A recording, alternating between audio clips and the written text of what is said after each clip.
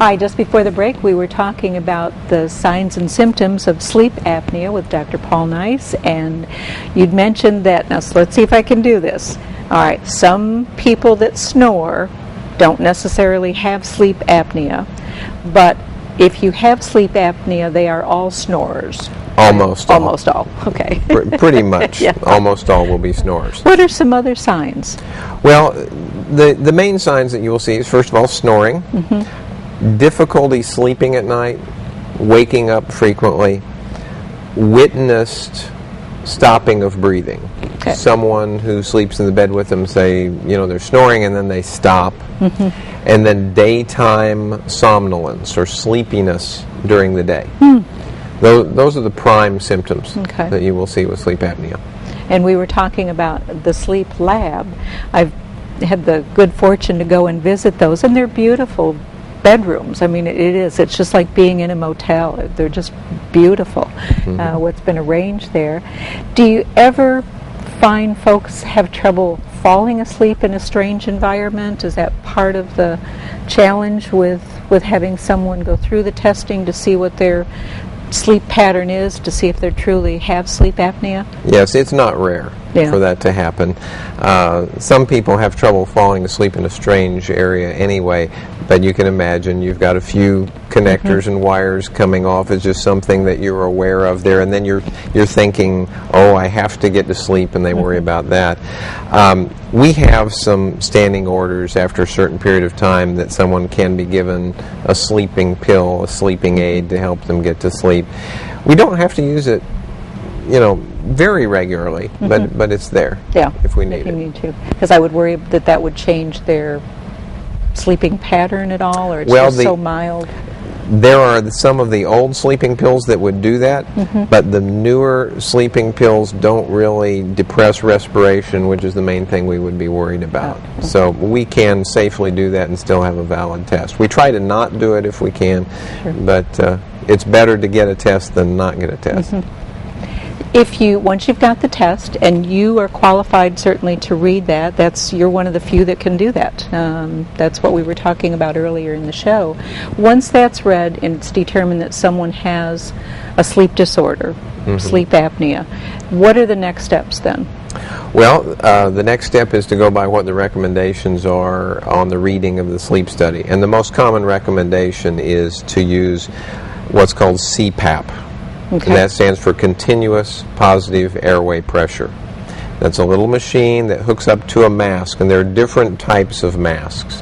You can either have some that just cover the nose, ones that cover the nose and the mouth, or sometimes just something called nasal pillows that goes into the nostrils, and that opens the airway. What happens with sleep apnea is the tissue of the airway collapses in when you breathe in, which makes a negative pressure. But if you put a continuous pressure, that keeps that airway open. So that's the most common thing. Some people can't use CPAP for various reasons. They're claustrophobic, or they just can't stand it. Then we usually refer them back to either me or my partner for consideration for surgery on the upper airway to make it stay open. But that's not usually our first choice.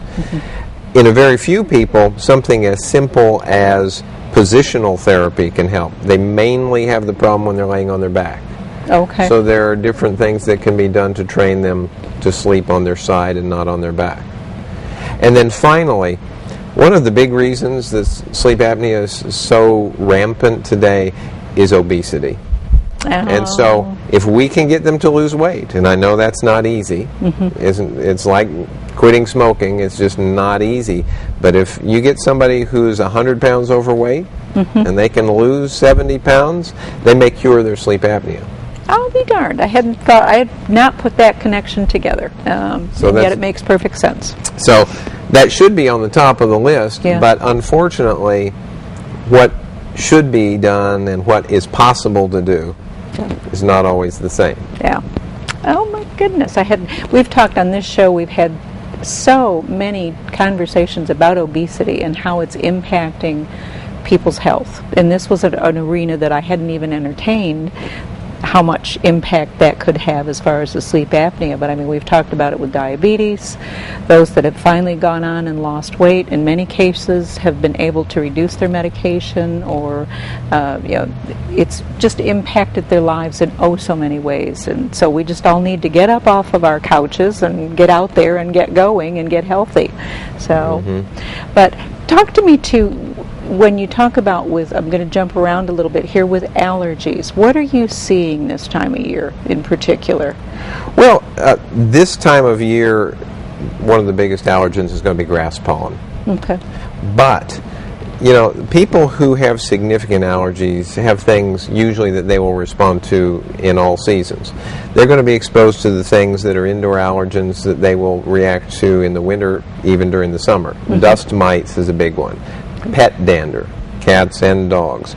But as far as what's in the air outside, grass is big right now. Weeds are starting to come on the scene. Weeds will go well into the time about the first hard freeze. And then we start up even as early as January with cedar pollens, and the trees take over in the spring, go through May, and then the grass, and so vicious cycle if you have the allergies. So, and then you can have molds year round. Too. Do they still do a portion of your back is done? That is not the technique that we use. Good. Tell me about what techniques would now be done. I'm drawing from very old. Well, and it's not necessarily very old, but there are different philosophies. There are still people who do the scratches on the back and pricks. We use what's called intradermal titration. We do a little prick just in the surface, and we put a known amount of antigen and a known concentration of antigen in the skin and see how the skin reacts to it. We feel that with the scratch and the prick, it's not as accurate how much antigen got introduced. So we feel this is more accurate. And thus, when we start shots based on our findings, we have a very safe record as far as people not reacting. In the old days, when everybody was done by the scratches, there were a lot more people who got reactions to their shots because they sort of treated all the antigens at the same level. Right. And then they would get too much of one and not enough of another. And we feel that we get really the best results with treating like this. When you say you do the injection of an antigen, have you already started the process of kind of honing in on what particular allergy you think you're looking for, or sometimes we have clues, but for most people that we're going to test, there are two ways we can do it. Sometimes we do a little screening test with a few antigens of different types. Some people that we know are very likely to need shots, we have a basic panel of the things they will be exposed to in our area in the highest amounts. So certain number of molds, indoor things, cat, dog, dust mites, and then we get into the pollens, trees, grasses, weeds. And of course they're going to bring those symptoms to you, saying, I've noticed that while I'm home and I'm around the cat or the dog, I sneeze a lot more than normal, and that kind of thing. Yeah, so there are certain things we'll make sure and test, but we'll test other things and to just see, because we know they'll be exposed in this area. Probably all of us are allergic to something. To some extent, but the thing is, it's when that allergy reaction pours over into symptoms that affect your life. Yeah, your quality of life, and the itchy eyes and the sneezing and the... how far out does it go for some folks with allergies? I mean, they literally are incapacitated almost with their allergies. Oh, there are some people that can hardly work or do anything when they're really bad and not treated. Yeah. And unfortunately, for patients, allergy problems are becoming much more common in the last 25 years. And it's still up for debate as to why that is occurring. But whatever the reason, we're getting people with a lot more allergy problems. Are we, and I'm jumping into that reason, just kind of treading on ice here perhaps, but with the foods and how our foods have changed over the years. Once upon a time your vegetables really were almost all organic. That's the local farmers brought them in, the local grocery store, that's where you bought them. And that's one of the theories, Yeah. is, when you eat an apple, you're not just eating an apple, you're eating insecticide and waxes and whatever they've put on it. And if you eat something that's prepared out of a box, you read the list of chemicals that are there, and there are many people in allergy that feel chemical sensitization is worsening reaction to natural antigens. I've personally just started on some things that certainly made me feel better, but it's that old thing of staying on the outside of the grocery store. In other words, staying away from all the boxes that are in the center of the store, and now even on the outside where the dairy is and everything else, even that's going through some major changes with the soy milks and the almond milk, and there's all sorts of things out there now, and gluten-free and Now, do you have to keep up with all of this as folks come into you then to find out about their allergies? Well, it's one of the hardest things about medicine in modern times, is keeping up on everything. Yeah. And particularly in a specialty like ours, Sure. because we covered all the different things we do, whether you're keeping up with allergy or sleep medicine or the ear or thyroid disease, and all the different surgical techniques and the medicines. So yes, there's a lot of continuing education. I was going to say there would have to be at that point in time. So, well, Dr. Neis, I want to thank you so much for joining us today. You've certainly helped answer some questions that I know our viewing public has. And would you have your office number? Would you share that with the folks today if they want to call? It is an easy one. It's 424-4200.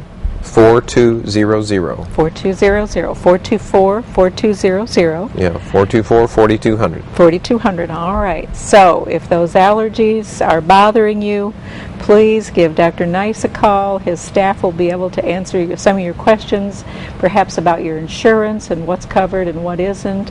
And if your spouse is snoring and it's becoming a real challenge and everybody's losing sleep, it may not be just snoring, so it might be something to take a look at and get some further testing done, all of which can be done by Dr. Neis and his staff at the hospital. So thank you for joining us today. It was a pleasure. Always love to see you come on the show. Well, thanks for having me. Thank you so much. Join us again next time for BRMC's Healthy Connections. More information to keep you healthy.